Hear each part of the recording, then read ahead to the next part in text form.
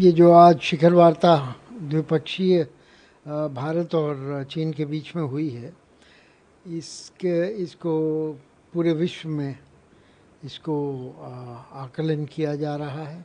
इसका महत्व इसलिए ही नहीं है कि 7 साल बाद प्रधानमंत्री चीन गए हैं और ये दोनों देशों के संबंध सामान्य होने की तरफ एक पहल, द्विपक्षीय पहल माना जाना चाहिए।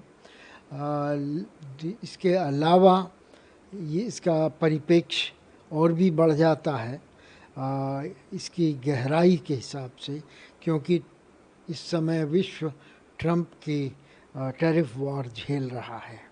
चीन और भारत भी इसमें आ गए हैं और भारत पर, जैसा आप जानते हैं, पिछले ही हफ्ते 50% टैरिफ लगाए गए हैं। तो विश्व की निगाहें SCO समिट पर लगी हुई हैं, क्योंकि ये माना जा रहा है कि इसमें जो 10 देश SCO में हैं और 10 और देश जिनके कि राष्ट्रपति या प्रधानमंत्री वहाँ आ रहे हैं, ये मिल कर के ऐसा दिखा सकते हैं कि उनके बीच में एक जुटता है। और ट्रंप साहब जो यूनिलेटरली कर रहे हैं, एक पक्षीय तरीके से कर रहे हैं, उसका विरोध करने की क्षमता है। तो देखना अब ये होगा कि इससे जो बयान निकल कर आते हैं उसका प्रभावी व्यक्तित्व वर्चस्व क्या होता है। क्या अमेरिका की नाम लेकर के निंदा की जाती है, क्या बहुआयामी और निष्पक्ष वर्ल्ड ऑर्डर की बात की जा सकती है। तो ये सब देखने की उत्सुकता विश्व भर के पर्यवेक्षकों में है और वो ये समझना चाहेंगे कि ख़ास तौर पर RIC, रशिया, इंडिया, चाइना के का त्रिकोण का पुनर्निर्माण होता है कि नहीं होता है। और ये त्रिकोण कुल मिलाकर के अमेरिका से आबादी और घरेलू जो उत्पाद है उस और जो क्षेत्रफल हैं, इन सब में अमेरिका और OECD से ज़्यादा बड़ा होगा।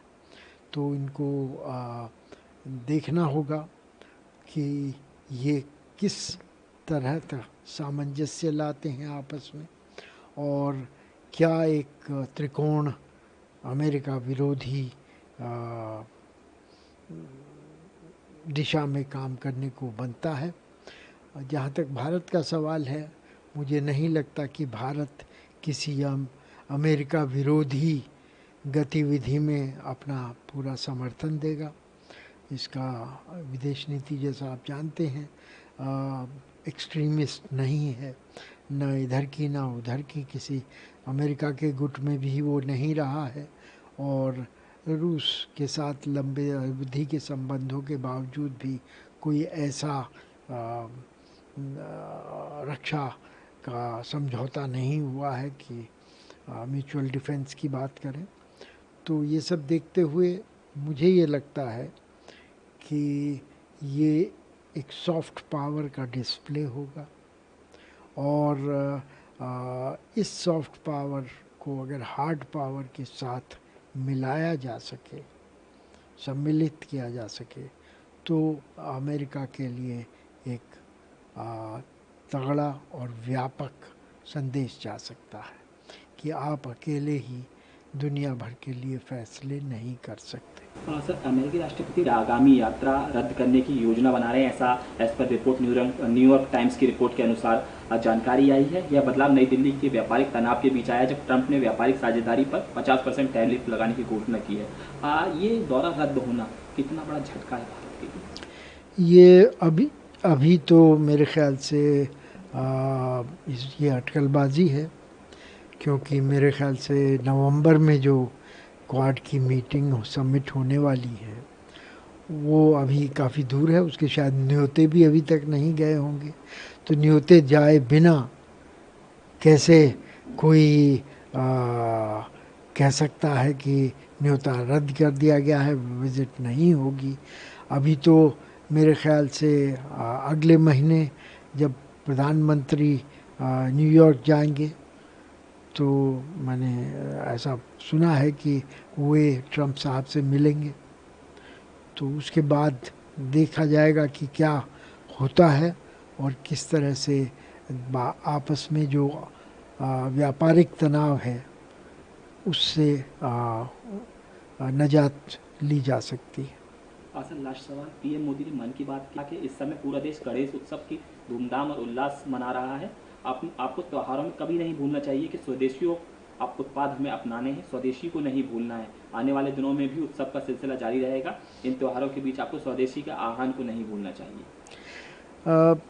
ये सही नारा है और इस पर अमल करना काफ़ी ज़रूरी है दो कारणों से। एक तो ये है कि जो उत्पाद हमारे अमेरिका जाया करते थे, जो कि हमारा सबसे बड़ी मंडी थी, उसमें खलल पैदा हुआ है 50% की ड्यूटी की वजह से। तो उन उत्पादों को अगर देश में ही खपत कर ली जाए तो ये उन उत्पादन करने वाले लोगों की, श्रमिकों की और व्यवसायियों के लिए बेहतर होगा। दूसरा ये है कि विदेशी उत्पाद ख़ास तौर पे जो एफएमसीजी हैं वो चीन से आते हैं या उस पर निर्भरता बढ़ती है, और चीन के साथ हमारा विवाद ही नहीं बल्कि व्यापार का घाटा असंतुलन भी $100 बिलियन के आसपास चल रहा है। यहाँ तक कि गणेश की मूर्तियाँ भी चीन से आती हैं। तो ये सब चीज़ें रोकने के लिए अगर हम लोग अपने ही उत्पादों का इस्तेमाल करें तो ये विदेशी मुद्रा बाहर नहीं जाएगी। तो निर्यात और आयात दोनों ऐसे कारण हैं जो कि प्रधानमंत्री की इस घोषणा को, इस अभिप्राय को समर्थन देते हैं, और मेरे ख्याल से इस पर अगर अमल किया जाए तो वो बेहतर होगा।